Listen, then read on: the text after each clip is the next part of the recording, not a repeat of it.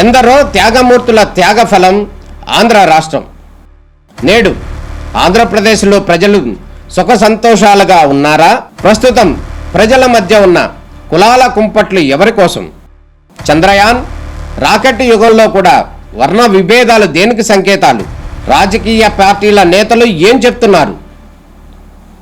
నేటి కాలంలో ప్రపంచాన్ని శాసించే మన యువత మేధాశక్తి ఏం కోరుకుంటుంది? తెలుసుకోవాలంటే ఆంధ్ర యువగలం, ప్రజల మాటే మా నోట. అందరికీ నమస్కారం. మరి ఈరోజు ఈ మహానాడు కార్యక్రమానికి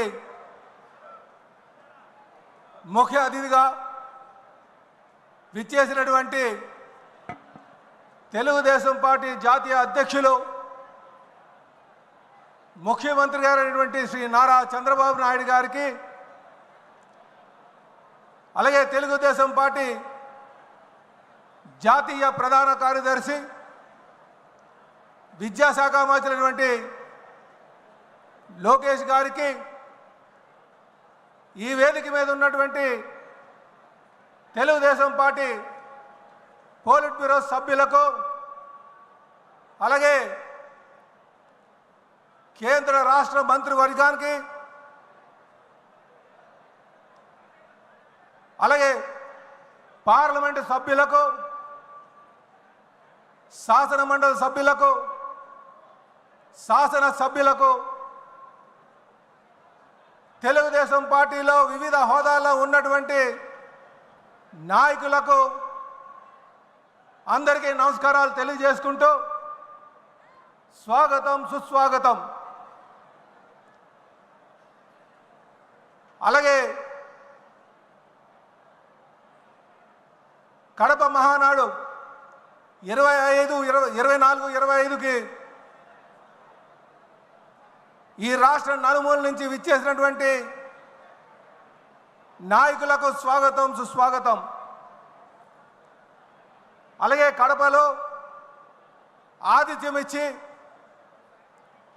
సహాయ సహకారాలు అందించినటువంటి కడప తెలుగుదేశం పార్టీ నాయకులకు, కార్యకర్తలకు, కడప జిల్లా ప్రజానికానికి నమస్కారాలు తెలియజేసుకుంటూ స్వాగతం చెప్తున్నాం. అలాగే ప్రపంచవ్యాప్తంగా ఉన్నటువంటి తెలుగు వారికి, అలాగే ఆంధ్ర ప్రజానికానికి నా నమస్కారాలు తెలియజేసుకుంటున్నా. ఈరోజు ఈ మహానాడులో నా అనుభవంగానే చూసుకుంటే, నేను మొట్టమొదటిసారిగా ఒక కార్యకర్తగా మహానాడుకు రావడం జరిగింది. ఆ తర్వాత గాజువాక ప్రజానికం ఆశీర్వాదంతో గాజువాక శాసనసభ్యుడిగా హాజరవడం జరిగింది. ఈరోజు తెలుగుదేశం పార్టీ రాష్ట్ర అధ్యక్షులుగా తెలుగుదేశం పార్టీ కుటుంబ సభ్యులతో పాల్గొనడానికి నాకు చాలా ఆనందంగా ఉంది. ఈ అవకాశం కల్పించినటువంటి తెలుగుదేశం పార్టీ జాతీయ అధ్యక్షులు, ముఖ్యమంత్రి గారికి నా పాదాభివందనాలు తెలియజేస్తున్నా. అలాగే అనుక్షణం భుజం తట్టి నేనున్నాను, ముందుకు వెళ్ళు అని చెప్పేసి సహకారం అందిస్తున్నటువంటి లోకేష్ బాబు గారికి నా ధన్యవాదాలు.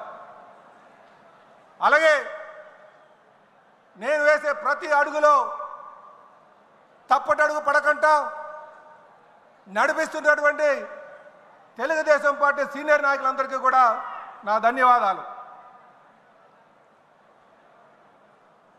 ఈరోజు రాష్ట్ర అధ్యక్షులుగా మొదటి ప్రసంగం చేస్తున్నందుకు ఇది నా జీవితంలో మర్చిపోలేనటువంటి సంఘటన. ఇది నాకు వ్యక్తిగతంగా దొరికిన ఇచ్చినటువంటి గౌరవం ఒకటే కాదు, ఇది పార్టీ సిద్ధాంతాలపై నమ్మకానికి ప్రతీక అని చెప్పి ఈ సందర్భంగా తెలియజేస్తున్నా. అంటే తెలుగుదేశం పార్టీ ఎవరైతే పార్టీ సిద్ధాంతాలకు అనుగుణంగా ఉంటారో వారు ఉన్నతమైన స్థాయికి పార్టీలో దక్కుతుందనడానికి ఇది ఒక నిదర్శనం అని చెప్పి ఈ సందర్భంగా తెలియజేస్తూ, ఇది నా పూర్వజన్మ సుకృతంగా భావిస్తున్నా. సోదరులారా, కడపలో మహానాడు పెడదామంటే చాలామంది నాయకులు ఎన్నో సందేహాలు చెప్పారు. ఇక్కడికి వస్తే సభను నడపనివ్వరని, ప్రజలు సహకారం అందించరని, దౌర్జన్యాలు చేస్తారని ఇలాగ ఎన్నో అపోహలు పెట్టారు. కానీ ఈరోజు ఇక్కడికి వచ్చిన తర్వాత కడప ప్రజలు ఇచ్చినటువంటి సహకారం, తెలుగుదేశం పార్టీ నాయకులు ఇచ్చినటువంటి తోడ్పాటు నిజంగా చాలా అద్భుతం అని చెప్పి ఈ సందర్భంగా తెలియజేస్తున్నా. ఈరోజు ఈ మహానాడు వేదికగా కడప యొక్క ఖ్యాతిని ప్రపంచ తెలుగు వారికి అందరికీ కూడా ప్రపంచానికే తెలియజేస్తున్నామని చెప్పి ఈ సందర్భంగా తెలియజేస్తున్నాం. ఈరోజు ఈ మహానాడు కోసం మాట్లాడుకుంటే కీర్తిశేషులు నందమూరి తారక రామారావు గారు తెలుగుదేశం పార్టీ 1982లో స్థాపించి 8 నెలల్లోనే ముఖ్యమంత్రి పదవిని అధిరోహించి 1983 మే 26, 27, 28న విజయవాడలో జరుపుకున్నాం. ఆ రోజు 26, 27 మహాసభలుగా 2 రోజులు జరుపుకున్నాం. 3వ రోజు మహానాడుగా మరి విజయవాడలో సిద్ధార్థ మెడికల్ కాలేజీలో పెట్టుకోవడం జరిగింది. ఆ రోజు తెలుగుదేశం పార్టీ వ్యవస్థాపకులు కీర్తిశేషులు అప్పుడు ముఖ్యమంత్రిగా ఉన్నటువంటి ఎన్టీ రామారావు గారు ఈ దేశంలో ఉన్నటువంటి అనేక నాయకుల్ని, ప్రముఖుల్ని, వివిధ పార్టీ ప్రముఖుల్ని పిలిపించి ఉపన్యాసకులుగా ఆహ్వానించబడింది. అందులో తమిళనాడు నుంచి రామచంద్రన్ గారు ఉన్నారు, అలాగే ఎల్కే అద్వానీ గారు ఉన్నారు, బాబు జగజీవన్ రామ్ గారు ఉన్నారు, ఫరూక్ అబ్దుల్లా గారు ఉన్నారు, బహుగణ గారు ఉన్నారు, రామకృష్ణ హెగ్డే గారు ఉన్నారు. ఇలాగ అనేక ప్రముఖులను పిలిచి ఆ మొట్టమొదటి మహానాడులో ఆహ్వానించడం జరిగింది. ఆ రోజు మొదలైనటువంటి ప్రస్థానం ఈ రోజు కూడా కొనసాగిస్తున్నారంటే ఆ రోజు కీర్తిశేషులు నందమూరి తారక రామారావు గారి యొక్క ఆలోచన అని చెప్పి ఈ సందర్భంగా తెలియజేస్తున్నాం. దానికి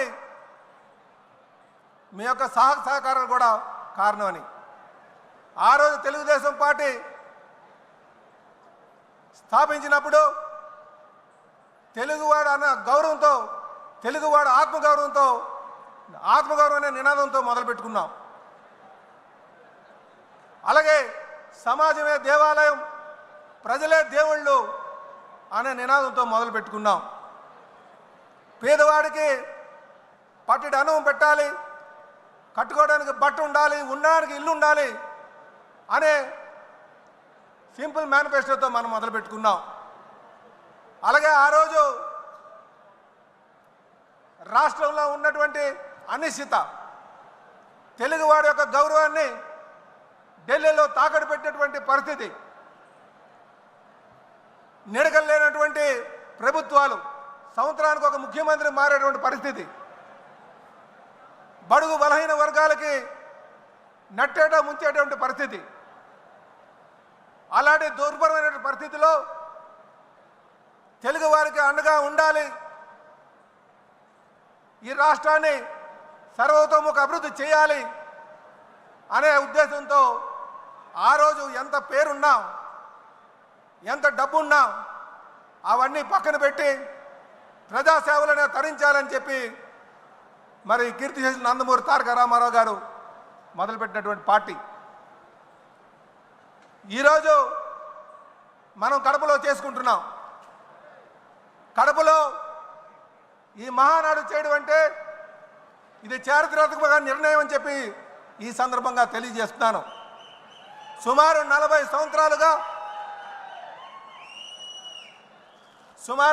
సంవత్సరాలుగా అలుపెరగినటువంటి శ్రామికుడిగా తెలుగుదేశం పార్టీని తన భుజస్కంధాలపైన వేసుకొని క్రమం తప్పకుండా ప్రతి ఏడాది కూడా మహానాడులు చేసుకుంటూ ముందుకు నడిపిస్తున్నటువంటి తెలుగుదేశం పార్టీ జాతీయ అధ్యక్షులు ముఖ్యమంత్రి గారి కోసం మనం మాట్లాడుకోవాల్సిన అవసరం ఉంది.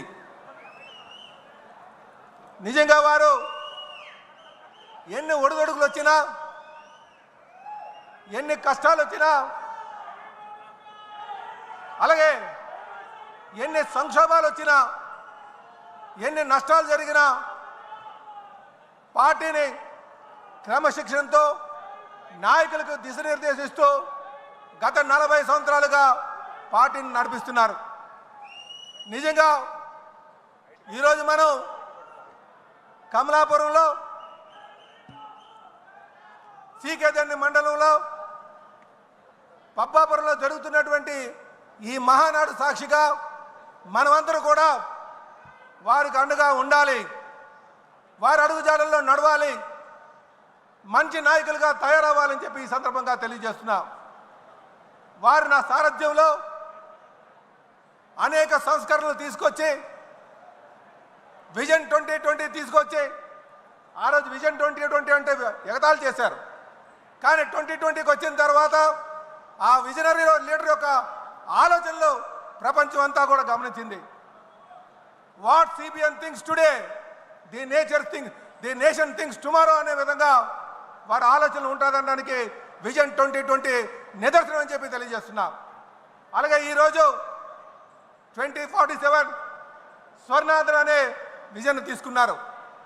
దానికి మనమందరం కూడా ఆయన అడుగుజాడల్లో నడవాల్సిన అవసరం ఉందని చెప్పి ఈ సందర్భంగా తెలియజేస్తున్నాం. అలాగే ఈరోజు కాలానికి అనుగుణంగా నిర్ణయాలు తీసుకుంటూ యువగలం ద్వారా యువతని పార్టీలోకి తీసుకొచ్చి జవసత్వాలను చేకూర్చినటువంటి లోకేష్ బాబు కోసం మనం మాట్లాడుకోవాల్సిన అవసరం ఉంది. కార్యకర్తలందరికీ అండగా ఉంటూ వారి సంక్షేమాన్ని తీసుకుంటూ వారికి ఏ కష్టం వచ్చినా సరే ఆదుకుంటూ ముందుకెళ్తున్నటువంటి తీరు, అలాగే వారు మనకి రేపు కాబోయే భవిష్యత్ నాయకుడు అని చెప్పి ఈ సందర్భంగా తెలియజేస్తున్నాం. ఏదో ఎన్టీ రామారావు గారు మనవడనో చంద్రబాబు నాయుడు గారు అబ్బాయనో నేను ఈ మాట మాట్లాడలే. నేను క్షుణ్ణంగా దగ్గరుండి ఆయన గమనించాను కనుక ఈ మాట చెప్తున్నా. 2019లో మంగళగిరిలో ఓడిపోయిన తర్వాత అదే నియోజకవర్గాన్ని పట్టు వదలకుండా నడిపించి ఈరోజు రాష్ట్రంలో అత్యధిక మెజారిటీలో 3వ స్థానంలో ఉన్నారంటే ఆయన ఒక నాయకుడిగా పటిమ కనిపిస్తుందని చెప్పి తెలియజేస్తున్నాం. కనుక సోదరులారా, తెలుగుదేశం పార్టీకి అనుభవం ఉన్నటువంటి నాయకత్వం చంద్రబాబు నాయుడు గారి ద్వారా, యువ నాయకత్వం లోకేష్ బాబు ద్వారా, అలాగనే పవిత్రమైనటువంటి ఆలోచన పునాదులు వేసినటువంటి పైనుంచి ఆశీర్వాదం అందిస్తున్నటువంటి మరి కీర్తిశేషులు నందమూరి తారక రామారావు గారి యొక్క ఆశీస్సులు ఉన్నాయని ఈ పార్టీకి ఆచంద్రార్కం అని చెప్పి ఈ సందర్భంగా తెలియజేస్తున్నా. ఎందుకు ఆచంద్రార్కం అంటున్నానంటే ఈ మూలాలు పార్టీ యొక్క మూలాలు చూడాలి. ఈ మూలాలు ఒక నీతి నిజాయితీ మీద నిర్మించబడినటువంటి పార్టీ. అలాగే ఇదే సందర్భంగా కార్యకర్తల కోసం మాట్లాడాల్సిన అవసరం ఉంది. నాయకులకు ఏదైనా కష్టం వస్తే మొట్టమొదటిగా చెప్పుకునేది కార్యకర్తలకి కుటుంబ సభ్యులకి చెప్పుకుంటాం, కానీ వారు వీధుల్లోకి వచ్చేటువంటి పరిస్థితి ఉండదు, అందరినీ చేసేటువంటి పరిస్థితి ఉండదు. కానీ నాయకుడికి అండగా ఉండి మన నాయకుడిని 52 రోజులు నిర్బంధిస్తే ప్రతి ఒక్క నాయకుడు కూడా బయటకు వచ్చి మీ యొక్క సహకారం, మీ యొక్క పోరాటం నిజంగా మరువలేంది. అందుకే ఏ నాయకుడికైనా సరే మీరు అందించేటువంటి సహాయ సహకారాలే, మీ యొక్క తోడ్పాటే చాలా ముఖ్యం అని చెప్పి తెలియజేస్తున్నాను. ఆ రోజు మన నాయకుడిని అన్యాయంగా నిర్బంధించినప్పుడు మీరు చూపించినటువంటి చొరవకి మీ అందరికీ కూడా చేతులెట్టి నమస్కరిస్తున్నాను. అలాగే మనం ఈరోజు ఈ మహానాడు ద్వారా ఇదేదో కేవలం సభ కాదు, ఈ సభ ద్వారా ఈ రాష్ట్రానికి దశ దిశ నిర్దేశించేటువంటి తీర్మానాలు చేయబోతున్నాం. కనుక ప్రతి నాయకుడు కూడా ఒక నాయకుడిగా ఎదగాలంటే ఎటువంటి ఆలోచనలు చేయాలన్నది ఇక్కడి నుంచి తెలుసుకోవాల్సినటువంటి అవసరం ఉంది. తెలుగుదేశం పార్టీ అనేక నాయకులను తయారు చేసి అందించినటువంటి తీరు, అలాగే బడుగు బలహీన వర్గాలందరినీ కూడా రాజకీయ అవకాశాలు కల్పించినటువంటి తీరు. కనుక నాయకులు అన్నవారు, కార్యకర్తలు అన్నవారు పార్టీలో ఉన్నారెప్పుడు ఆర్థిక ఉపేక్ష కాకుండా కేవలం ప్రజల యొక్క సంక్షేమాన్ని దృష్టిలో పెట్టుకొని సమాజ స్థాపన కోసం అందరూ కూడా కృషి చేయాలని చెప్పి ఈ సందర్భంగా తెలియజేస్తున్నాం. అలాగే మనం అధికారంకి వచ్చాం, అందరికీ సముచిత స్థానం ఇవ్వలేకపోవచ్చు, అంత మాత్రాన అలిగి కూర్చోడానికి వీలు లేదు. మనం ఏమాత్రం కూడా ఎమరపాటుతో ఉంటే కాలకేయుల్లాగా వాళ్ళు చూస్తున్నారు. గత 5 సంవత్సరాలుగా ఈ రాష్ట్రాన్ని దోచుకున్నటువంటి వారికి మనం బుద్ధి చెప్పాలి అంటే 2029కి మళ్ళీ మనం అధికారికి రావాల్సిన అవసరం ఉంది. మీ యొక్క సహాయ సహకారాలు అందించాల్సిన అవసరం ఉందని చెప్పి తెలియజేస్తూ నాకు ఈ అవకాశం ఇచ్చి ఈ అద్భుతమైనటువంటి వేదిక మీద మాట్లాడే అవకాశం ఇచ్చినటువంటి మన రాష్ట్ర ముఖ్యమంత్రి వర్యులకి మరొక మారు నేను ధన్యవాదాలు తెలియజేస్తూ, నాయకులందరికీ కూడా ధన్యవాదాలు తెలియజేస్తూ సెలవు తీసుకున్నాను. జై తెలుగుదేశం, జై తెలుగుదేశం, జై తెలుగుదేశం. అమర్ రహే ఎన్టీఆర్, అమర్ రహే ఎన్టీఆర్. నారా చంద్రబాబు గారి నాయకత్వం, నారా చంద్రబాబు గారి నాయకత్వం, నారా చంద్రబాబు గారి నాయకత్వం, యువ నాయకులు లోకేష్ గారి నాయకత్వం, యువ నాయకులు లోకేష్ గారి నాయకత్వం. జై హింద్.